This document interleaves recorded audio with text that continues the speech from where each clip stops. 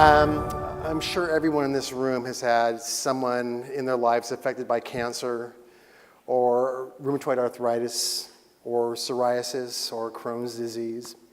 The good news is that there's a whole new class of drugs out there that are treating these with remarkable results. The bad news is that the methods they're using to make these drugs are 60 years old, and it's a real problem. And that's where we come in. And here it is, okay. So Costanoan is a material science company that has a disruptive nanoparticle technology, and we're applying it to the $24 billion biologics manufacturing industry. Now, the good news is that these biologics represent about 50% of the drugs that are out there, but they're very complicated and they're difficult to manufacture. That's where we come in, and we've really got a whole new paradigm that's making these products easier to manufacture. So the problem is that these drugs are made in cells, and so imagine a cell, and they've got to pull your target out of it. It's kind of like a big soup. In fact, they call it a fermentation broth. Now, in that broth that has thousands and thousands of little pieces, there's one thing you want. So it's very expensive to make these things, and so how do they do this? Well, they've got to do something called affinity chromatography, but this takes a long time. It's slow, it's expensive, it's laborious. And so what we've done is we've got a system now that allows it to be done in a fraction of the time. And that's important because when you have a $100 million factory, time is money. The way we do this is we have our secret sauce, our nanoparticles, combined with some fibers, and we actually make these filter systems that allow you to make these drugs faster. Now, who cares? Well, the guys at Genentech care, for example, with Herceptin.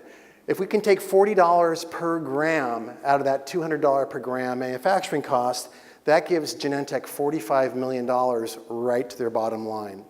It increases efficiency. So again, when you're dealing with a large $100 million plus factory, time is money. So how do we do that? How do we do that? So the old way of doing this is they would have 3 steps where they would pull these proteins out and stick them on these little plastic beads to pull out your target. Well, we can do in a single step using genetic engineering what takes the industry 3 steps. The nice thing about that is that not only is it a faster process, but it's a better product. So to give you a sense of what's happening, so take your broth. So you've got your chicken soup, and you pour it into our filters. Filters are up on the right. You pour your soup into the filter, and our secret sauce binds just the target that you want and lets all the other junk flow through. You wash it a little bit, and you change it by adding maybe some salt, a little acid, almost sounds like salad dressing. And then your target comes through, and it's purified. Now that is exactly how every process that makes these new molecules like Herceptin, Humira, and Enbrel works. The nice thing about it is that every researcher uses the same process as every large manufacturer. And you can see those columns on the right there go from really little to really big. So needless to say, this is a fairly competitive industry. And when we look at the landscape, most companies use these resins, which have been around for 60 years. So they work kind of okay. And then people try to make membranes, which are really fast but don't bind very well. When we have been able to accomplish both of those. And this graph here gives you an example of exactly how we work. So on the lower left is GE. These guys own 70% of the market. So low binding, relatively slow. It takes about 6 minutes per cycle. Well, in January, W.L. Gore came out with a product that they can do the same thing in 30 seconds with the same capacity. We can do the same thing in 30 seconds with twice the capacity. But don't take my word for it. On the right, we have 2 third-party evaluations, one from GE, the second one from the company that we expect will buy us in about 3 years. And then we've been invited by the leading industry publication, Biopharm International. We were featured not only on the front cover of the magazine, but in September, we just got invited to their conference to present our data, which just nicely coincides with our product launch at that same conference. So we're really, really pleased about how this is all playing out. But the important thing is we're focused on affinity chromatography, but our nanoparticles really are a platform. And as you can see here, there are a whole range of other applications that we're looking at beyond this. So we expect to exit this opportunity in 3 years, but that's just the first cab off the rank. In terms of IP, I've managed a lot of IP portfolios in my career, and I'll tell you, only 2% return the cost of filing the prosecution. Only 2% of patents that you pay $100,000+ for will ever pay themselves back. Sorry, Kelly.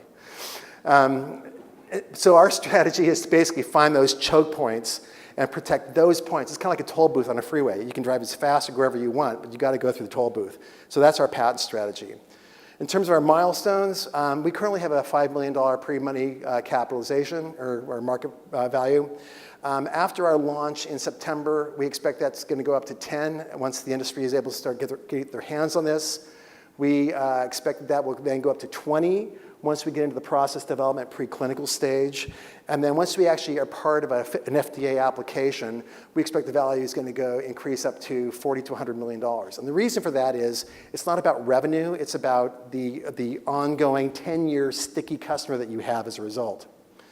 In terms of our team, this is startup number 8. You think I would have learned by now. But of those 8 startups, 5 were successful exits, 2 were limping along. You can also see we have the vice chair, Hiram Moy. I didn't realize you had vices, Hiram. But in addition to the staff here, we've got a group at OSU. We have an amazing relationship with Oregon State University. We've got labs down there. And Professor Carl Schilke and his team are actually doing the heavy lifting for us. On top of that, we have this amazing scientific advisory board. And there are a couple people I want to point out here. Uwe Gottschalk is the CTO, the Chief Technology Officer at Lonza. He is literally the guy who wrote the book on this process. And when he saw our technology, he actually called me up and said, "Can I help you out?" So we're really, really fortunate to have Uwe on our team. And then Professor Olya Finn, just to give you an example of what we're doing, is actually doing some cancer work with us, using RBs as cancer vaccines, and she's not charging us for it. So that's down the road there. So basically, we're really fortunate to be where we are, and I'm really happy to be here in Portland, and hope you guys will come join the party. Thank you.